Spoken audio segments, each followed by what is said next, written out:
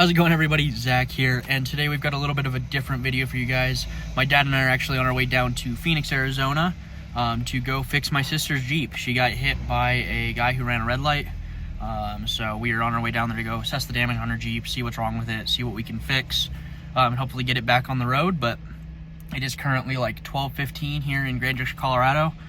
We're on our way down that way to get there tonight and fix it tomorrow before heading back.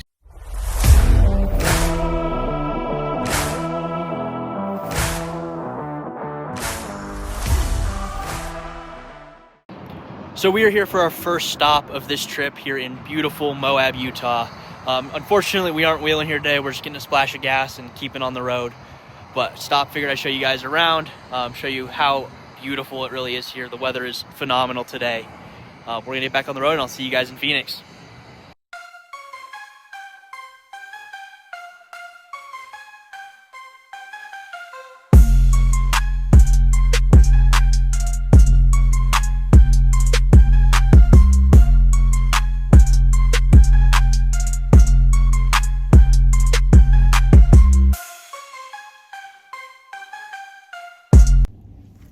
So it is about 5:30. We've made it to Tuba City on the Native Reservation in northern Arizona. Got about another 3.5 hours to go to Wickenburg to go pick up the axle that we know we need to put in my sister's Jeep, and then settle in for the night and get ready for tomorrow. But sun's going down, so just keep cruising along and see how it goes. So we made it to Phoenix last night, got the other axle that we're gonna swap into the Jeep, and now we're here at Grand Canyon University. We're gonna take a look, see how bad the damage really is, get the front axle swapped at least, and see where we go from there. So I'll show you guys some of the damage here in just a second.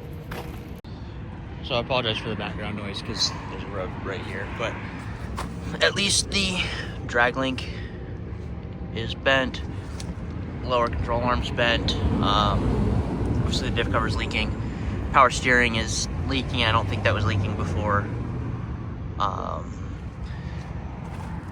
Fenders cracked, and then there's a better shot of how bad that lower control arm's bent, and then it looks like it's kind of hard to tell on camera, but it looks like the upper arm is also bent. So we're gonna get this front arm swapped, hopefully don't find anything else damaged with it, and go from there.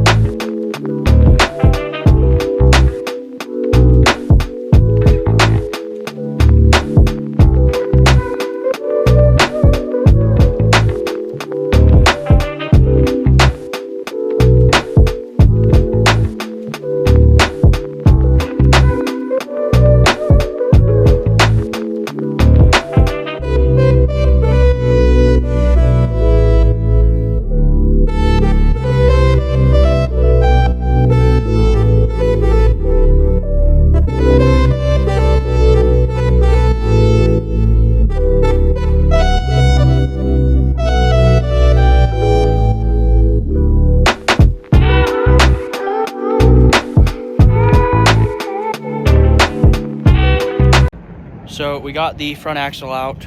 I'll show you this down here. So this is the driver's side.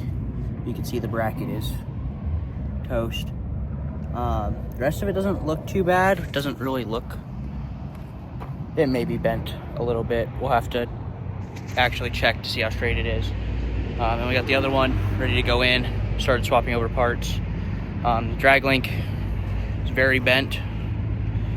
Track bar looks fine from what we can tell, but we might find out when we go to put stuff back in that it's not. Yeah, so now it's just time to put it all back together and see how it goes. So for those of you that haven't seen this before, so this TJ, my sister's TJ, came equipped with ABS from the factory. which is not a very standard option for a lot of TJs in a lot of years. So on the ABS axles, you have the rings that are mounted to the outer axle shaft on both sides, and then there's a sensor that attaches to the axle, and then obviously the donor axle that we've got does not have ABS, so we're going to try to repair her axle eventually and get it back in here so she can retain the use of her ABS. But yeah, so that's the difference. Otherwise they're the same length, but if you've never seen that before, it's a little interesting. Looks like one of her tone rings or whatever they're called is a little cracked, but not to the point where we're worried about it. The U-joints on both sets of axles are good, so we're not too worried about it, but we are going to drop her axle shafts into the donor axle for now, just because we know the wheel bearings are newer and the U-joints are newer than the unknown ones coming off the donor axle. So yeah, now back to putting them all back together. So we got the axle back assembled with diff cover, the control arms, steering stuff, track bar. So now it's time to put the new donor axle back in the Jeep and get it back on the road.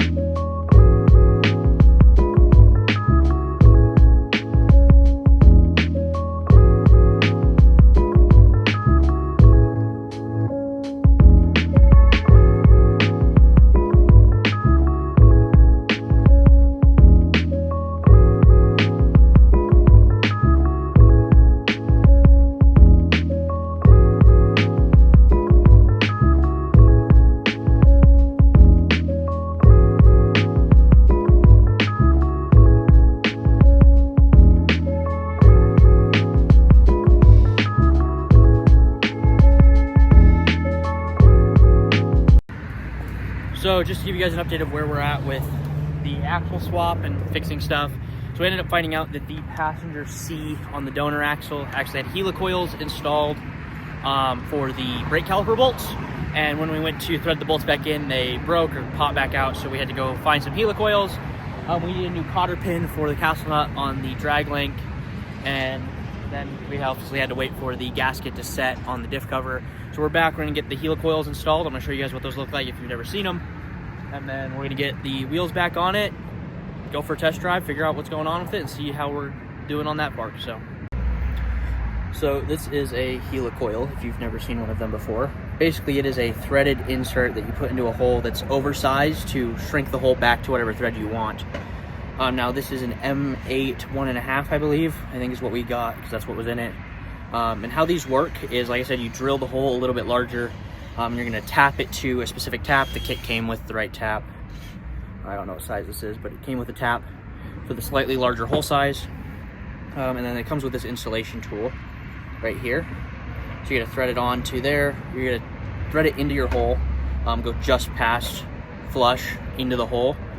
And then you're going to back out the tool out of your helicoil. And then once you've got it where you want it, and I don't know if you're gonna be able to see it on here, I'll try to get it nice and close. There's a little notch in the helicoil. So you're actually gonna tap off the end. So because of that piece at the end, it bites on to the end of this to actually thread it in. Basically stops it from working its way out or being able to be driven out by something similar. And then once it's in there, should stay. You don't use like red Loctite or anything because it would seep through. It's kind of like a little spring. But I'll show you guys a video of one being installed right now. But yeah, that's the basics of a helicoil. They're for repairing holes that have been either drilled too big or you need a smaller thread for. So like I said, you're just gonna thread the hole, and then we'll end up threading the helicoil in and tapping off the end.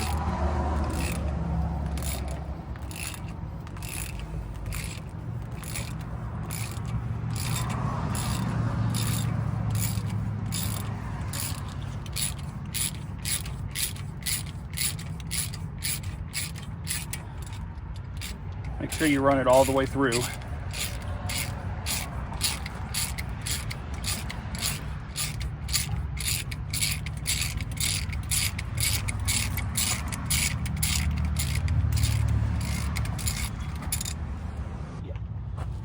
So once you've got it sitting, I don't know how clear this is, but once you've got it sitting on the tool, there's a little notch. See if I can tap the screen and get you guys to focus on me. There's a little notch on there. And you're gonna thread it through into the hole, into that new tap that you've got.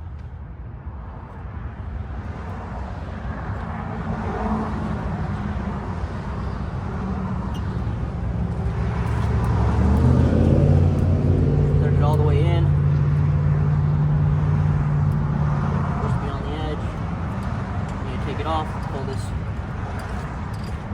back out, and then you'll break off this little tab on the notched end and get on the end of it.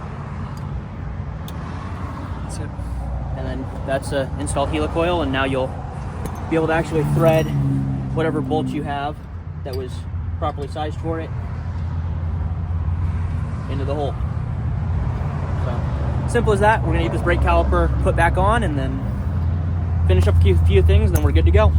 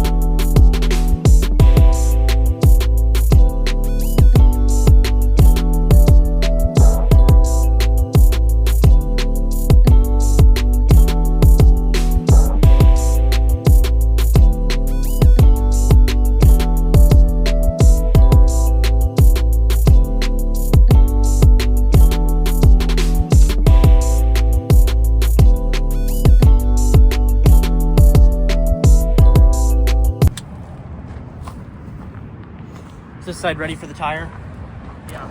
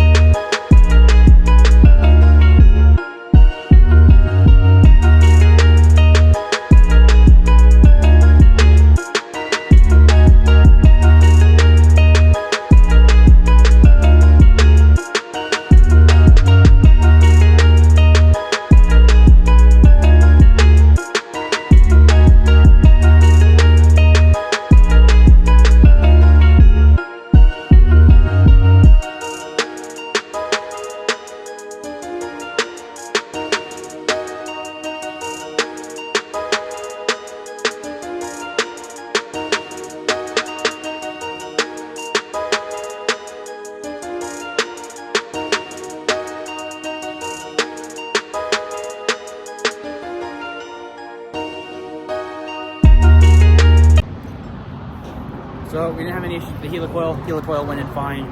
Tire's back on. We've got the diff cover off the drain plug out of the diff cover so we can fill it back up. Got to zip tie some ABS lines up out of the way because these axles don't have ABS. And then take it for a test drive, make sure there's nothing else glaringly wrong with it, and go from there.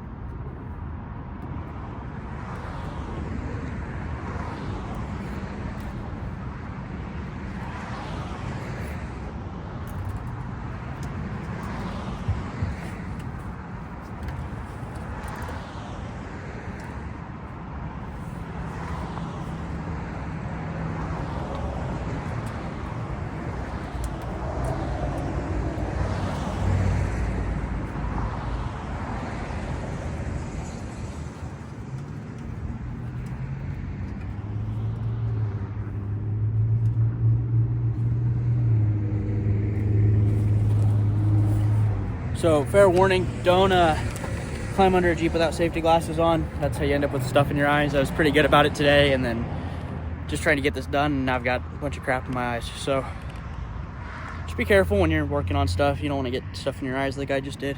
But now it's just filling up the diff and finishing up. So I was pretty bad about filming the last little bit of getting everything put back together yesterday, but it's all back together. Drives pretty fine. It needs an alignment.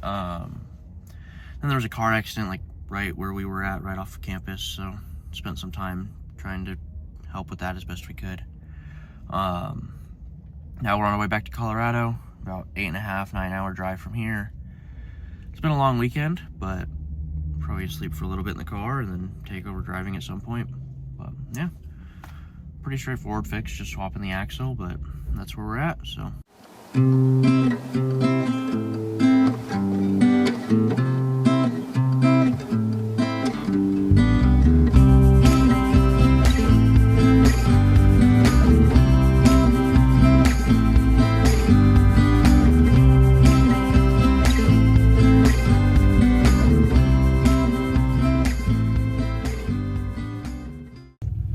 So as it would turn out, my ability to film quickly diminished over the weekend. Just totally forgot to film much on the way back. We made it back to Grand District, Colorado. Sounds like my sister was able to get the Jeep aligned today. It's currently Monday. I didn't say that already. But yeah, so that pretty much covers it. We got everything swapped that we need to get swapped. Now we're just waiting to see if there's anything else that needs to be done on it. Probably have to wait if there is, but appreciate you guys if you watched the entire video. If you don't mind, drop a like, share it, subscribe, all those things. And I'll catch you guys in the next video. Have a good one.